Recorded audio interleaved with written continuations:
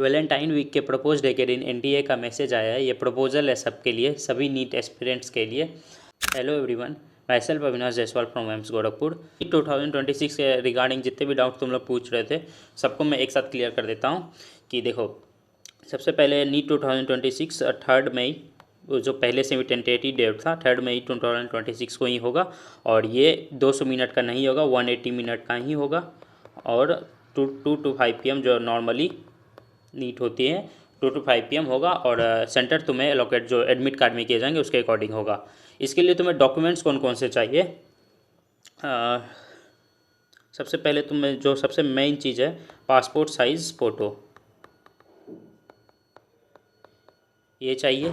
फिर उसके बाद तुम्हारा स्कैन सिग्नेचर होना चाहिए।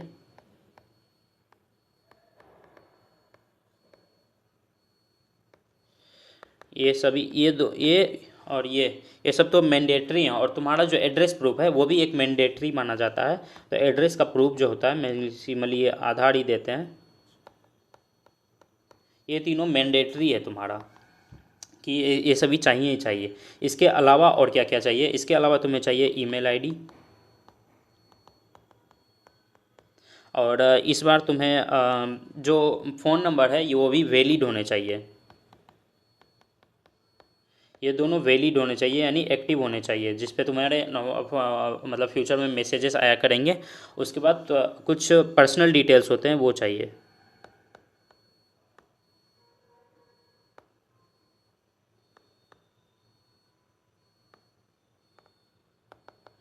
जैसे तुम्हारा नेम, लेकिन नेम जो चाहिए तो रिकॉर्ड्स के अकॉर्डिंग चाहिए। तुम नेम में कोई भी एक वर्ड का भी चेंज मत करना। अगर थोड़ा बहुत चेंज आ रहा है तुम्हारा आधार कार्ड और इसमें फादर्स नेम में चेंज करा रहा है तो पहले ही तुम उसको चेंज करवा लो।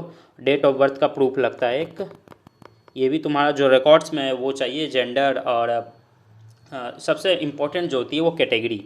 तुम कैटेगरी गलती से भी गलत मत भरना। तुम अपने जिस कैटेगरी से हो वही कैटेगरी भरना। बाद में तुम्हारा सीट बर्बाद भी हो सकता है, तुम्हें प्रॉब्लम हो सकती है। हो सकता है अच्छे नंबर आ जाए लेकिन यहाँ पे तुम अगर कुछ प्रॉब्लम हो गए तो तुम्हें डिसमिस कर दिया जाए। इस तरह के तुम्हें प्रॉब्लम्स सकते हैं। लेकिन कैटेगरी जो तुम्हारे रिकॉर्ड्स में जिसका तुम्हारा डॉक्यूमेंट्स अवेलेबल है वो वाला कैटेगरी तुम्हारे पास होनी चाहिए। और जो फीस है वो नॉर्मली पहले की तरह ही है। जो जनरल कैटेगरी है उसके लिए 1700 है फॉर्म का।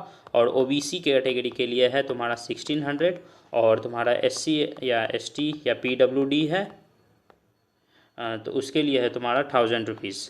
और कोई एनआरआई है तो उसके लिए, एनआरआई नहीं मतलब जो आउटसाइड ऑफ इंडिया एग्ज़ाम देना चाहते हैं, वैसे तो ऐसे मतलब अलग स्टूडेंट्स होते हैं, वो 9500 इतने 9500 रुपीज़ उसके लिए फ़ीस है।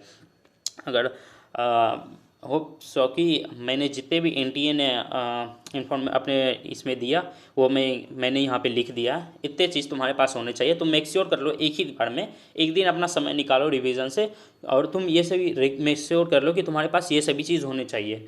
अगर तुम्हें फॉर्म भरने की ज़रूरत पड़े तो तुम्हें उस वक्त ये सभी प्रॉब्लम ना है। अगर तुम्हारा आधार कार्ड में इस सब में एक भी वर्ड चेंज है तो तुम अभी उसको इम्प्रूव कर लो जाके। चलो मैं समरी फाइनलाइज़ कर देता हूँ कि तुम्हारे पास फाइनली होने क्या क्या चाहिए। Photo, passport size, signature scan किया हुआ, और ईमेल आईडी वैलिड होनी चाहिए, फ़ोन नंबर, और कैटेगरी सर्टिफिकेट।